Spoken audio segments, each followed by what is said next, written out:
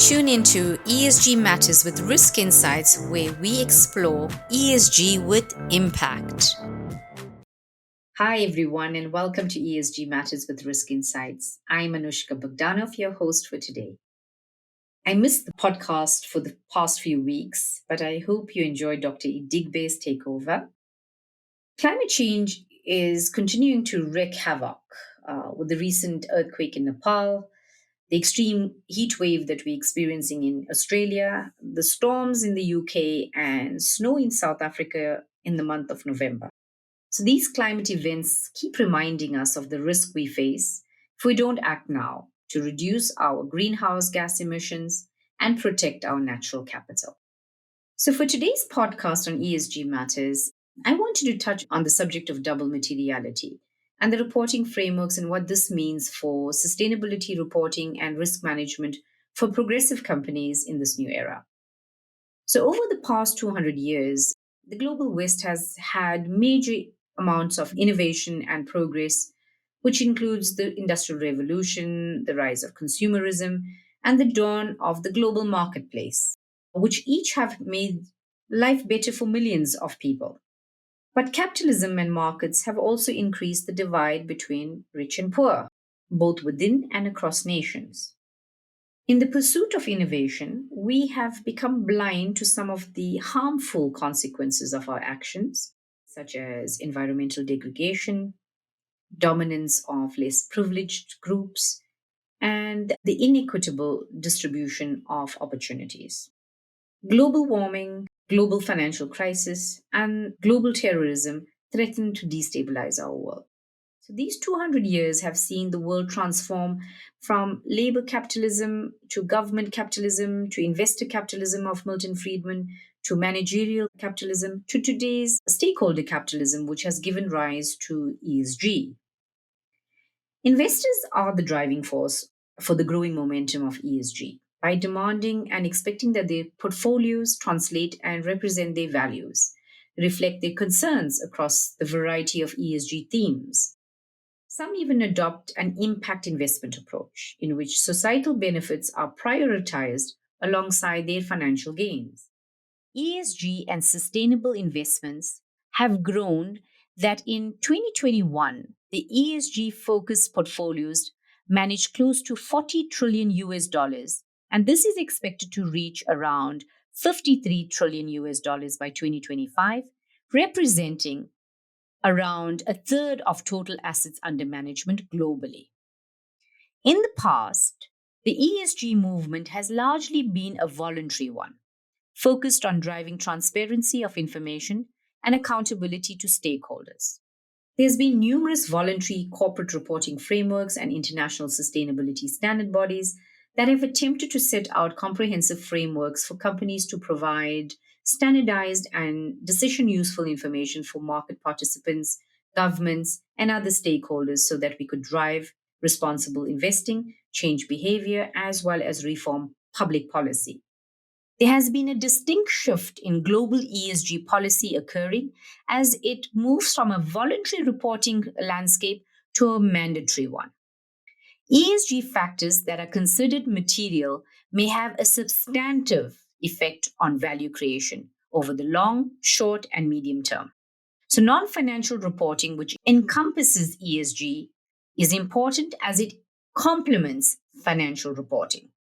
ESG risk is inherent for companies due to the use of natural capital, that is, water, energy, waste management, but also the social capital due to employment of people, taking into account staff well being, the company's role and contribution towards society as part of its corporate social responsibility, and lastly, the manner in which leadership of companies frame their governance through their policies and processes, which is operationalized by management, audited for controls by internal and external auditors, together with the role of the board of directors in measuring and monitoring ESG risk at a strategic level, that is, taking into account the three lines of defense.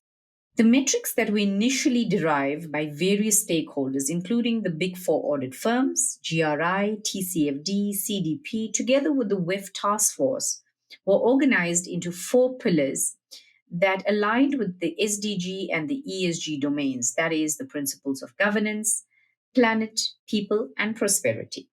However, in 2021, the Biden administration developed green shoots, resulting in the ESG policy updates that were implemented and visible in 2022. While in 2021, in October, the US Department of Labor also proposed rules that would explicitly permit the retirement plan fiduciaries to consider ESG in decision making and voting decisions as shareholders. Now, also in August 2021, the SEC approved the NASDAQ listing standards that encourage greater social disclosure considering board diversity.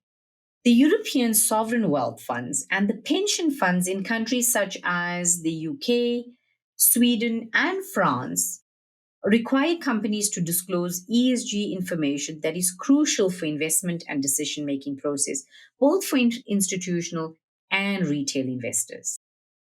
Regulatory bodies are deriving the integration of ESG considerations by directing private capital flows towards sustainable investments. The developed market economies have derived a range of policies in terms of market-based mechanisms, which includes tax incentives, emission trade, regulatory measurement, and technology cooperation due to long-term vision in guiding investment decisions to strengthen energy security, promote sustainable development, and most importantly, cut greenhouse gases significantly. Now, the European Union regulations on companies' non-financial disclosure coined a special meaning of materiality that holistically combines two perspectives of financial and impact materiality into an overall double materiality, which is what I wanted to talk to you about today. In the context of financial reporting, the materiality concept acts as a filter that identifies what non-financial matters to the users of corporate non-financial reports. The United Nations, the European Union, and GRI conducted materiality variables or evaluations that are aimed at broader stakeholders, which emphasize the external impact of the economy, environment, and society. Now, the Financial Reporting Council, the Task Force for Climate-Related Disclosure, TCFD, and the IFRS Foundation, which has incorporated the Climate Disclosure Standards Board, which is the CDSB, the International Integrated Reporting Council, together with SASB, which is the Sustainable Accounting Standards Board, into Value Reporting Foundation, and the International Sustainability Standards Board for materiality valuations that take into consideration the internal impacts of ESG variables which impact financial materiality of a company. Now, financial materiality refers to non-financial information that affect the company, not just financial measure recognized in the financial statements.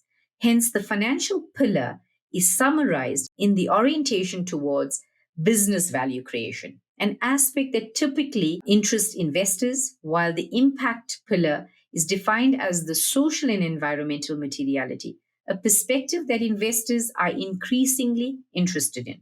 So why are they interested in this? Because the impact of social and environmental materiality can become financially material. So join me next week when I unpack the different reporting frameworks that impact financial and impact materiality. Now, as you can see, this subject matter is complex, and it requires all stakeholders in a company to pay attention to this very fluid landscape. I hope you enjoyed ESG Matters with Risk Insights. So please like, share, and pay it forward to everyone that's interested in climate change, ESG, but more importantly, making the world a better place. So ciao for now. I'm Anushka Bogdanov with ESG Matters with Risk Insights.